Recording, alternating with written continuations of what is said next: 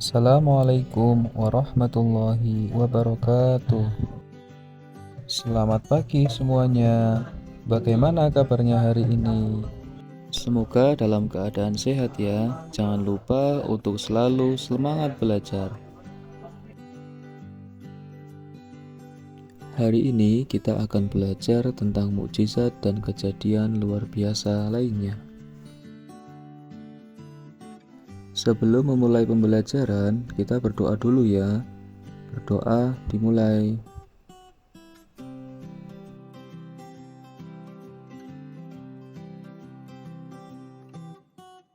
Selesai. Inilah tujuan pembelajaran kita hari ini.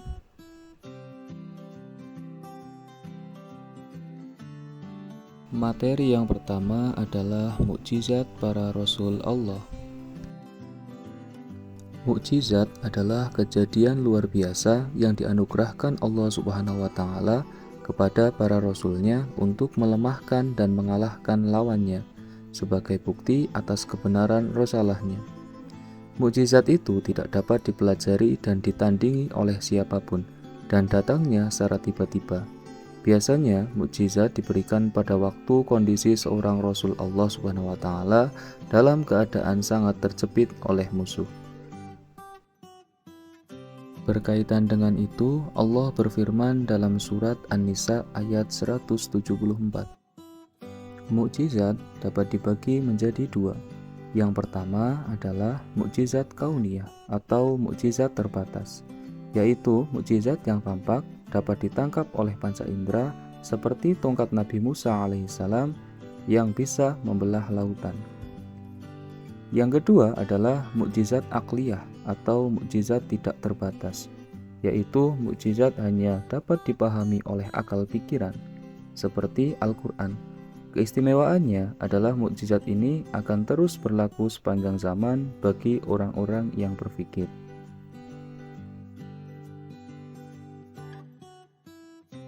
Materi yang kedua adalah kejadian luar biasa selain mukjizat. Selain mukjizat, ada pula kejadian-kejadian luar biasa yang Allah berikan kepada hamba-hambanya yang Ia kehendaki. Adapun kejadian yang luar biasa itu terbagi menjadi 3 macam. Yang pertama, karomah. Karomah adalah kejadian luar biasa yang dianugerahkan oleh Allah kepada hamba-hambanya yang saleh dan taat kepadanya. Orang yang saleh dan taat kepada Allah itu dinamakan wali Allah. Para wali tersebut bukan seorang rasul, akan tetapi sebagai manusia biasa. Namun karena ketaatannya, maka memperoleh gelar atau sebutan wali Allah Subhanahu wa taala. Dalil Al-Quran yang menerangkan tentang karomah sesuai firman Allah yaitu Al-Quran Surat Yunus ayat 62. Oleh karena wali-wali Allah itu begitu ketaatannya kepada Allah, sehingga wali itu sangat dekat sekali dengan Allah. Demikian juga doanya dikabulkan oleh Allah.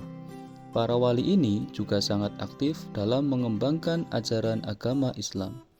Di dalam menyiarkan agama Islam ini, para wali juga sering mengalami kendala-kendala atau hambatan, sebagaimana yang dialami oleh para rasul.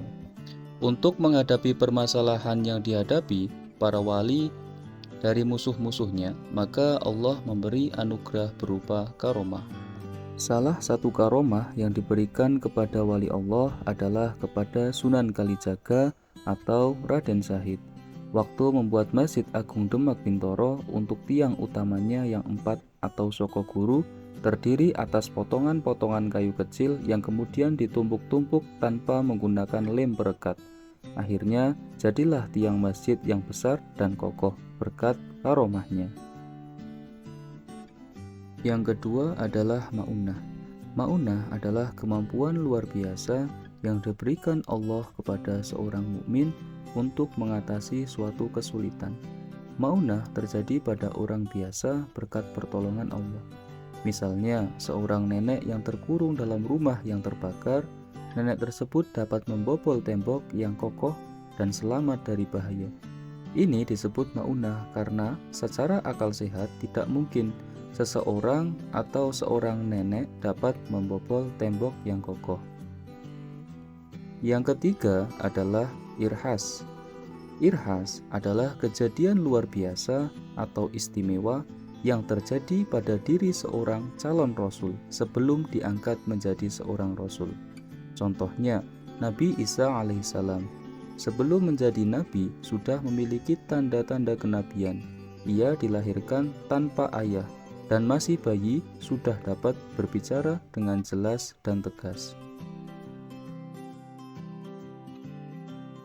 Materi yang ketiga adalah hikmah mukjizat dan kejadian luar biasa lainnya. Ada 6 hikmah mukjizat dan kejadian luar biasa lainnya. Yang pertama, melemahkan dan mengalahkan alasan, usaha, dan tipu daya orang-orang yang menentang dakwah Rasul-Rasul Allah Subhanahu wa Ta'ala.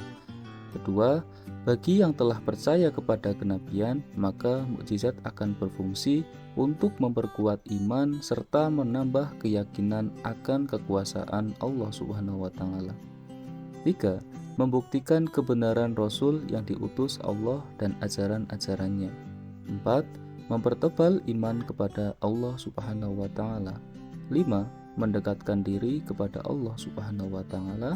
Dan keenam, tidak takut akan kesulitan, karena yakin Allah selalu memberikan pertolongan kepada hambanya yang beriman dan bertakwa.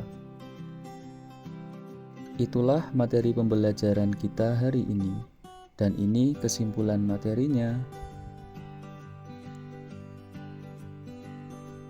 Nah, selesai sudah pembelajaran kita hari ini. Semoga dapat bermanfaat dan diterapkan dalam kehidupan sehari-hari. Untuk mengakhiri pembelajaran, kita berdoa terlebih dahulu ya. Berdoa dimulai.